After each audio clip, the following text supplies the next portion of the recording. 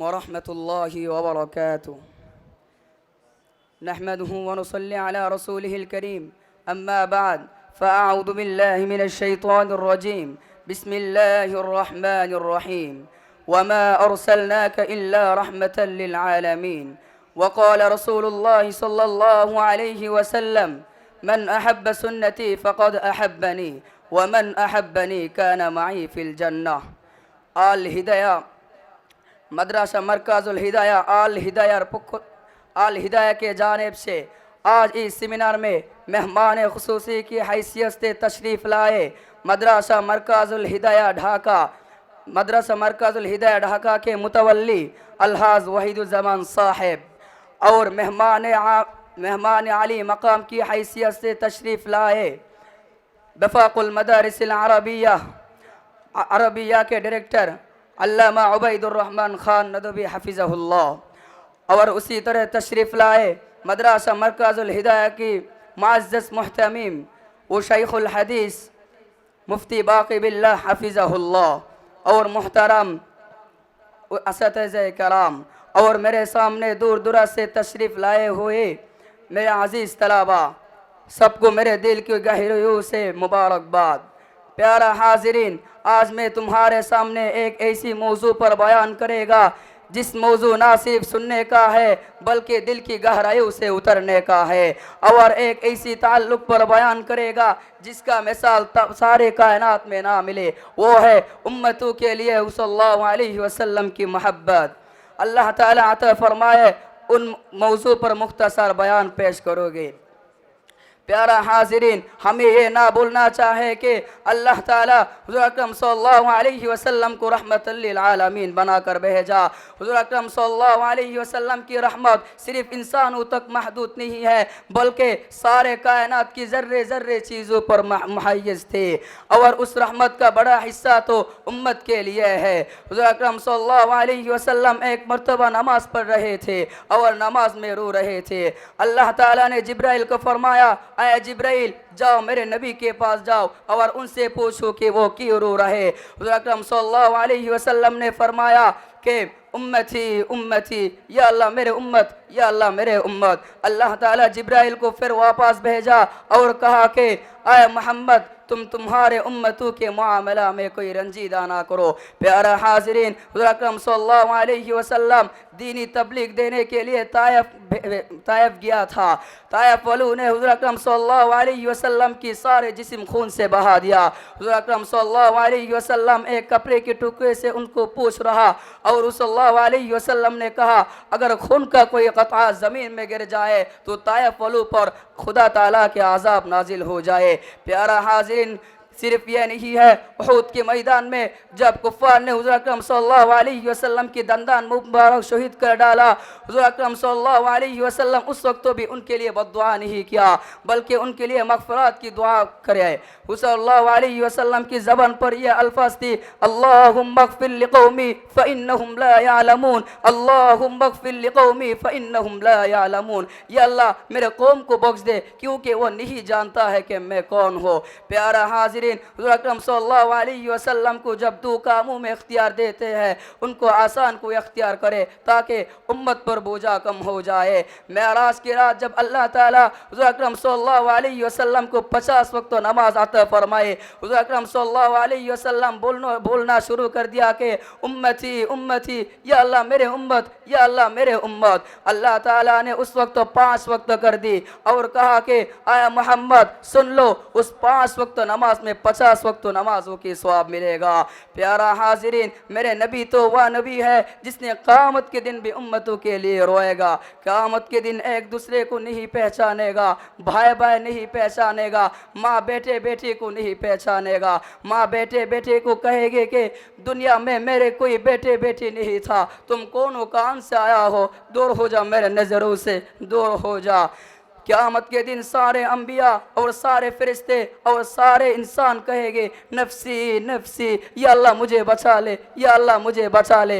एक तरफ से एक आवाज़ आएगा, या रब्बी उम्मती, या रब्बी उम्मती, या अल्लाह मेरे उम्मतों को बचा ले, या अल्लाह मेरे उम्मतों को बचा ले। सब कहेंगे यह आवाज़ कहाँ से आया, कौन सी कहा। नज़र जब आवाज़ की तरफ चलते चलते पहुँचा तब देखता है कि मेरा नबी कहे या रब्बी उम्मती, या रब्बी उम्मती, या अल्लाह मेरे उम्मतों को बचा ले, या अल्लाह मेरे उम्मतों को मेरे जुटी में डाल दे। प्यारा हाजिरीन, हुज़ूर अकरम सल्लल्लाहु अलैहि वसल्लम हमसे इतना मोहब्बत किया है, हमारा क्या हक नहीं बनता है कि उनसे मोहब्बत करें। उनसे उनकी मोहब्बत सिर्फ ज़बान से नहीं है बल्कि उनकी सुन्नत पर चलने से साबित होता है। हुज़ूर अकरम सल्लल्लाहु अलैहि वसल्लम ने कहा मन अहब्ब सुन्नती फ़क़द अहब्बनी व मन अहब्बनी काना माई फिल जन्ना। जो शख्स मेरे सुन्नत को प्यार करेगा वो मुझे प्यार करे और जो मुझे प्यार करे वो मेरे साथ ही जन्नत में रहेगा। प्यारा हाज़िरीन, आओ आखिर हम सब आहद करें कि हुज़ूर अकरम सल्लल्लाहु अलैहि वसल्लम के आशिक बनूंगा और दीन की सिपाही बनूंगा। अल्लाह ताला हम सबको सल्लल्लाहु अलैहि वसल्लम के आशिक और दीन की सिपाही होने की तौफीक दे। नस्रुम मिनल्लाहि व फतहुन करीब व बश्शिरिल मुमिनीन। माशाअल्लाह, মোহাম্মদ আরশাদুল্লাহ আবরার উর্দু বক্তৃতা পরিবেশন করলো। আসলে এক সময় এরকম ছিল আমাদের কওমি মাদ্রাসাগুলোতে উর্দুর জোরদার চল ছিল, প্রচলন ছিল, রেওয়াজ ছিল। আমাদের আগের আসাতেজে একরাম যারা ছিলেন তারা দর্সের মধ্যে উর্দুতেই তাকরির পেশ করতেন। আমাদের বাংলাদেশে আরবি, উর্দু, ইংরেজি, বাংলা সাধারণত এই চারটা ভাষায় প্রচলিত। আরবি উর্দু মাদ্রাসাগুলোতে, বাংলা ইংরেজি কলেজ ভার্সিটিগুলোতে। তো এই ভাষাগুলোর মধ্যে যদিও আরবি ভাষা জান্নাতি ভাষা, কিন্তু উর্দু ভাষা মজাদার একটা ভাষা। তো এখন বর্তমানে আসলে মাদ্রাসাগুলোতে উর্দুর চল নাই বললেই চলে, কিন্তু আমাদের বুজুর্গানে দিন, আমাদের আকাবেরিনদের ভাষা, জুবান, এটা শেখা উচিত, মশক করা উচিত, চর্চা করা উচিত। এবং বিশেষ করে আগে বিভিন্ন কিতাবাদি আমাদের দরসে নিজামের যে কিতাবগুলো, এগুলোর সরাসরুহাত উর্দু ভাষাতেই পাওয়া যেত, এখনও পাওয়া যায়। আমরা এগুলো মোতালা করেছি, কিন্তু এখন বাংলা হওয়াতে এই উর্দু থেকে আমরা অনেক দূরে সরে গেছি। আমাদের বাংলাদেশে এমন বড় বড় আলেম ছিলেন যারা উর্দুতে এত মাহের ছিলেন, পণ্ডিত ছিলেন, যাদের উর্দু জুবান শুনে, ভাষা শুনে যারা ভারত পাকিস্তানের বড় বড় ওলামা একরাম তারা হয়রান পেরেশান হয়ে যেতেন যে বাংলাদেশের এমনও বড় বড় আলেম ছিলেন যারা উর্দুতে এত দক্ষতা অর্জন করতে সক্ষম হয়েছিলেন।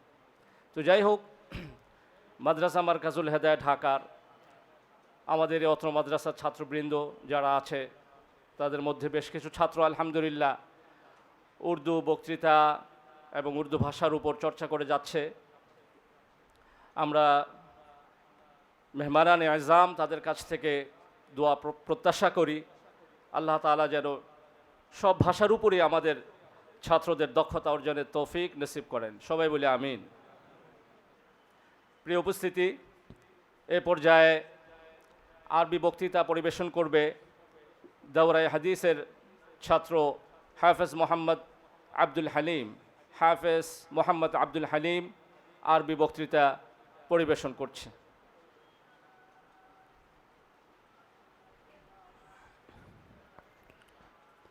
السلام عليكم ورحمة الله وبركاته. الحمد لله الذي أنزل القرآن بلسان عربي مبين، والصلاة والسلام على رسوله محمد وآله وأصحابه أجمعين. أما بعد، فيا رئيس هذه الحفلة المباركة الميمونة ومديريها الماهرين وحكمائها الحاذقين وزملائي الأعزاء، أهنئكم تهنئة طيبة من صميم قلبي وقرار بالي. أيها الإخوة، قمت أمامكم أن ألقي إليكم خطبة وجيزة حول موضوع الاتحاد بين المسلمين بتوفيق الله تعالى. أيها الإخوة، إن الاتحاد بين المسلمين أمر هام جدا في حياة المجتمع الإنساني، مما لا مجال فيه الشك والارتياب، ولها أهميات شديدة تدل عليها الآيات القرآنية والأحاديث النبوية، وقد ذكرها الله سبحانه وتعالى في القرآن الكريم: إن هذه أمتكم أمة واحدة وأنا ربكم فاعبدون. وقال تعالى في آية أخرى: واعتصموا بحبل الله جميعا ولا تفرقوا. وقال تعالى أيضا: إنما المؤمنون إخوة فأصلحوا بين أخويكم واتقوا الله لعلكم ترحمون. وإن النبي صلى الله عليه وسلم قد اهتم بها اهتماما بالغا، حتى قال: المسلمون كجسد واحد، إن اشتكى عينه اشتكى كله، وإن اشتكى رأسه اشتكى كله. وأيضا قد حث عليه الصحابة آناء الليل وأطراف النهار من حياته السعيدة، كما روي عن عمر بن الخطاب رضي الله عنه قال: قال النبي صلى الله عليه وسلم: عليكم بالجماعة وإياكم والفرقة. وعن عبد الله بن عمر رضي الله عنهما قال: قال النبي صلى الله عليه وسلم: إن الله لا يجمع أمتي على الضلالة، يد الله على الجماعة، من شذ شذ إلى النار. أيها المستمعون الكرام، انظروا إلى أحوال المسلمين في وقتنا هذا، كيف يقضون أيامهم في أنحاء العالم، وكيف يعانون ويتحملون مصائب وشدائد من الظلم والاضطهاد. انظروا إلى العراق والصومال والبوسنة والبرما وفلسطين وكشمير والسودان والشيثان وغير ذلك من بلاد المسلمين المظلومين، كيف يتعرضون للقتل والتشريد، ويطردون من آبائهم وأجدادهم إلى القفر باستمرار، يعيشون فيه عيشة الذل والهوان، مهجورين جائعين، ليس فوقهم إلا سماء الله تعالى. وانظروا إلى أخواتكم المسلمة المذللة، كيف تغصب عفتهن الكلاب والخنازير، وهن يدعون الموت دائما ويسألن دواء يطهرن به من دنسها. هذه هي حالة الأمة المسلمة في هذا الزمان التي نشاهدها كل يوم، ونتأسف لها ونبكي عليها، مع أننا ثلث هذه الكرة الأرضية، لكننا غثاء كغثاء السيل. فيا شباب المسلمين، فيا شباب المسلمين، خذوا حذركم وأسلحتكم، ومزقوا عروش الظالمين، ودمروا ديار الجبارين، وأعينوا أمهاتكم الأرملة المهجورة والأمة المسلمة المظلومة، واحفظوا عفة أخواتكم المذللة، واحفظوا عفة أخواتكم المذللة، ومدوا يد العون للأطفال الجائعين الباكين، وامسحوا دموع عيونهم بدماء صدوركم. نسأل الله التوفيق والسداد، وندعو الله عز وجل: اللهم وحد صفوف المسلمين، وألف بين قلوبنا، وأصلح ذات بيننا، واهدنا إلى سبل السلام. آمين يا رب العالمين. والسلام عليكم ورحمة الله.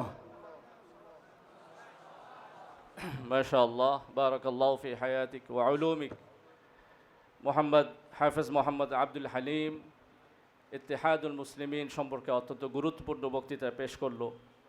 সারা বিশ্বের মুসলমান, তাদের মধ্যে অনৈক্য বিভেদ থাকার ফলে, ইখতিলাফ থাকার ফলে আজকে পৃথিবীতে অমুসলিমরা শক্তিশালী হতে পেরেছে, আর তারা মুসলিমদের উপর জুলুম নির্যাতন করে যাচ্ছে।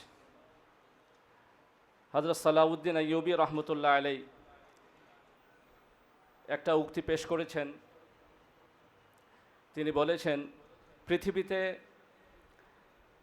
মুসলমানরা যদি মুসলমানদের বিরুদ্ধে অস্ত্র ধারণ না করত, তাহলে আজকে পৃথিবীতে মুসলমানরা সবচেয়ে শক্তিশালী থাকত। অথচ আজকে পৃথিবীতে অমুসলিমদের চাইতে মুসলিমরাই মুসলিমদেরকে বিনাশ করছে, হত্যা করছে, নির্বিচারে হত্যা চালিয়ে যাচ্ছে, সম্পদের লোভে, ক্ষমতার লোভে, আখেরাতের কোনো পরোয়া নেই। চিন্তা করে না যে আমি মুসলিম, আমি অন্যায়ভাবে কাউকে হত্যা করছি, তার উপর জুলুম নির্যাতন করছি, কিয়ামতের দিন আমার হিসাব কি হবে। এজন্যই পেয়ারা হাজরিন, ইত্তেহাদ, ঐক্য, একতা অনেক বড় শক্তি। এটা অর্জন করা আমাদের জন্য অত্যন্ত জরুরি। আমরা যেহেতু পড়াশোনা করছি, বিশেষ করে কওমি মাদ্রাসার মতো মাদ্রাসাগুলোতে কোরআন ও হাদিস শেখার জন্যে আল্লাহ রব্বুল আলমিন আমাদেরকে একত্রিত করেছেন। আল্লাহ রব্বুল আলমিনের অনেক বড় ইহসান এবং অনুগ্রহ। সুতরাং ফারেগ হওয়ার পরে বিভিন্ন জায়গায় আমরা অবস্থান করব এবং আমরা এই কোরআন এবং হাদিসের খেদমতে লেগে থাকার নিয়ত আজম বিল জাজমের সাথেই আমরা করব ইনশাআল্লাহ। আল্লাহ রব্বুল আলমিন আমাদের সকলকে কোরআন ও হাদিসের উপর আমল করে আখেরাত এর সামানা তৈরি করার তৌফিক নসিব করেন, আমিন। প্রিয় উপস্থিতি, এ পর্যায়ে আমাদের সামনে একটি ইংরেজি বক্তৃতা পরিবেশন করবে জামায়াতে শরহে ওয়াকায়ার ছাত্র হাফেজ মোহাম্মদ মেহদি হাসান। হাফেজ মোহাম্মদ মেহদি হাসান একটি ইংরেজি বক্তৃতা পরিবেশন করছে।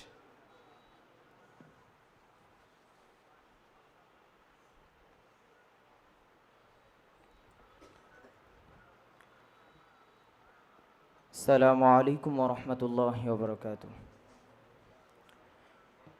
إن الحمد لله والصلاة والسلام على من لا نبي بعده. أما بعد فأعوذ بالله من الشيطان الرجيم.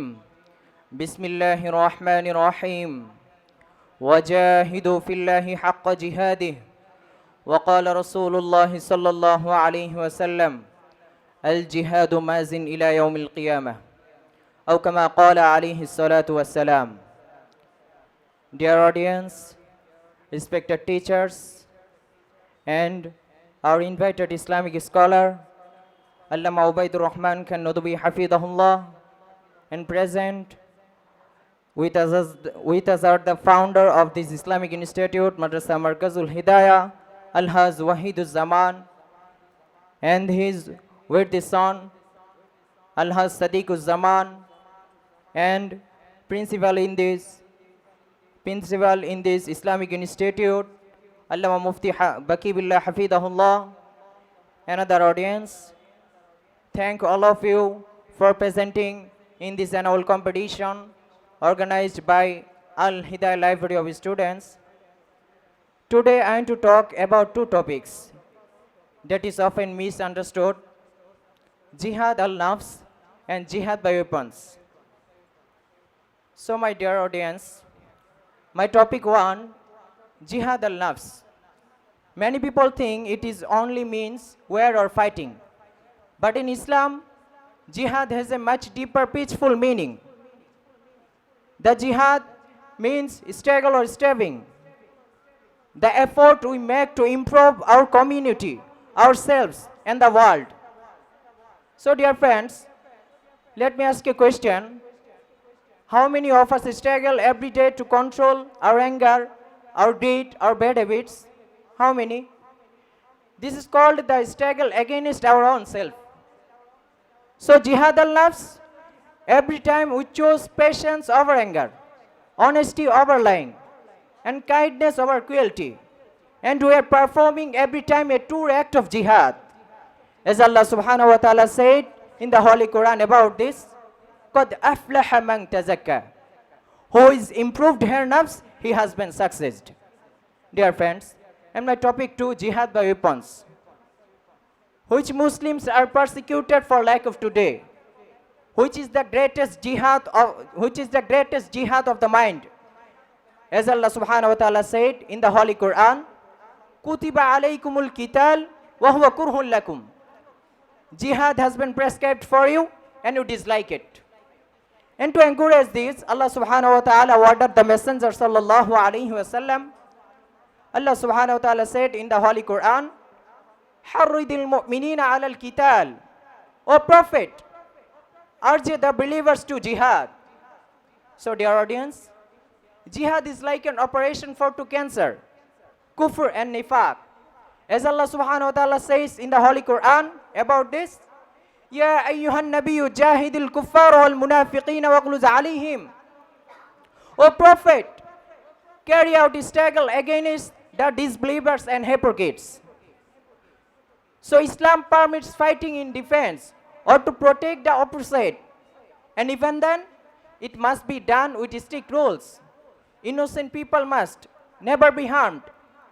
The ultimate goal is always peace, justice, and protection of humanity. So dear friends, in today's world, jihad is not about violence. It is about fighting for removing violence. It is about fighting for removing terrorism and mobs. It is about fighting for removing kufr, shirk, nifaq. It is about fighting for removing crimes and crimers and mafias, killers, mobsters, gangsters, monsters from the world. It is about fighting for goodness, helping others, and helping others and making the community a better place for living. So my dear friends, let us pray together. Oh Allah, guide us to struggle against our bad habits and help us serve others and make the world a peaceful place for living. And just Ameen. Thank you everyone for listening. Assalamu alaikum wa rahmatullahi wa barakatuh. মাশাআল্লাহ, জামাত শরফে কায়ের ছাত্র হাফেজ মোহাম্মদ মেহদি হাসান ইংরেজিতে জিহাদ সম্পর্কে অত্যন্ত গুরুত্বপূর্ণ বক্তৃতা পেশ করলো। আমরা তার জন্য প্রাণ খুলে দোয়া করব, আল্লাহ তাআলা তাকে বাংলাদেশের বাইরেও সে যেন এইভাবে ইংরেজিতে দক্ষতা অর্জন করে দ্বীনের বাণী পৌঁছে দিতে পারে, কোরআন ও হাদিসের বাণী মানুষের মধ্যে প্রচার করতে পারে। আল্লাহ রাব্বুল আলামিন তৌফিক দান করেন। তো আল্লাহ রাব্বুল আলামিন সূরা জুমআতে রাসূল সাল্লাল্লাহু আলাইহি ওয়াসাল্লামকে উদ্দেশ্য করে ইরশাদ করেছেন, হুয়াল্লাযী বা'আসা ফিল উম্মিয়্যিনা রাসূলাম মিনহুম ইয়াতলু আলাইহিম আয়াতিহি ওয়া ইউযাক্কিহিম ওয়া ইউআল্লিমুহুমুল কিতাবা ওয়াল হিকমা। আল্লাহ তাআলা রাসূল সাল্লাল্লাহু আলাইহি ওয়াসাল্লামকে উম্মিদের মাঝে প্রেরণ করেছেন। যে আরবদেরকে সেই যুগে উম্মি বলা হতো, নিরক্ষর। কেন? তাদের মধ্যে শিক্ষার প্রচলন ছিল না, অধিকাংশই তারা নিরক্ষর ছিলেন। এবং আল্লাহ রাসূল সাল্লাল্লাহু আলাইহি সাল্লাম তিনিও নিরক্ষর ছিলেন, কিন্তু আল্লাহ তাআলা তাকে জনাবে মুহাম্মদুর রাসূলুল্লাহ সাল্লাল্লাহু আলাইহি সাল্লামকে এমন ঐশী জ্ঞান আল্লাহ রাব্বুল আলামিন দান করলেন, যা দেখে শুনে আরবের উম্মি জাতি তারা হতবাক হয়ে গেল। আল্লাহ রাব্বুল আলামিন রাসূল সাল্লাল্লাহু আলাইহি সাল্লামের উপর কোরআন নাজিল করে তেলাওয়াতের আদেশ করলেন, যে কোরআন তেলাওয়াত করে শোনাবে। এর হুকুম আহকামগুলো মানুষকে শিক্ষা দেবে। ওয়া ইউযাক্কিহিম, তাদেরকে আত্মশুদ্ধি শেখাবে। নফস পরিশুদ্ধ কিভাবে হয় সেটা শেখাবে। মানুষের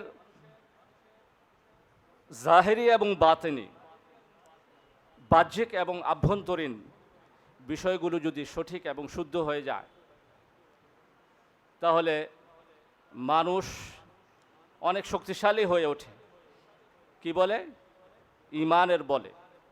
ঈমান মজবুত হয়। আত্মশুদ্ধির ফলে, ইসলাহে নফসের ফলে মানুষের ঈমান মজবুত হয়, শক্তিশালী হয়। এই জন্যে দ্বীনের হুকুম আহকামগুলো পালন করা তার জন্য সহজ হয়। এজন্যই আল্লাহ তাআলা রাসূল সাল্লাল্লাহু আলাইহি ওয়াসাল্লামকে প্রথমেই তাজকিয়ায়ে নফস এই বিষয়ে শিক্ষা প্রদান করেছেন, প্রচারের কথা বলেছেন। এই জন্য আমাদের বুজুর্গানে দিন যারা রয়েছেন, মাদ্রাসার কওমি মাদ্রাসার আমাদের আসাতাজে একরাম, আমাদের আকাবিরিন, তারা সবসময় একটা কথার উপর গুরুত্ব দিয়ে থাকেন, সবসময় বলে থাকেন, তোমরা কোরআন ও হাদিসের ইলম শিখতে পেরেছো, আমল করছো, এটাই যথেষ্ট নয়, বরং তার পাশাপাশি একজন বুজুর্গের হাতে বায়াত গ্রহণ করা জরুরি। একজন হক্কানি বুজুর্গ তার হাতে বায়াত গ্রহণ করে নিজের নফসকে পরিশুদ্ধ করা, তার পরামর্শ মোতাবেক জীবন পরিচালিত করা, এটা অত্যন্ত জরুরি। আমাদের আকাবিরিনরা সকলেই এই বিষয়ের উপর জোর তাকিদ দিয়েছেন। আল্লাহ রাব্বুল আলামিন আমলের তৌফিক দান করুন। প্রিয় উপস্থিতি, এই পর্যায়ে বাংলা বক্তৃতা পরিবেশন করবে ক গ্রুপের, অর্থাৎ ছোটদের গ্রুপ, আলিফ গ্রুপ। এই গ্রুপের জামায়াতে মিজানের ছাত্র মোহাম্মদ বাইজিদ আহমদ বাংলা বক্তৃতা পরিবেশন করবে।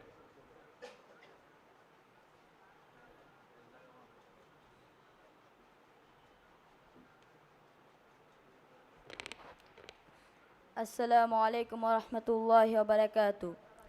نحمده ونصلي على رسوله الكريم. أما بعد فأعوذ بالله من الشيطان الرجيم. بسم الله الرحمن الرحيم.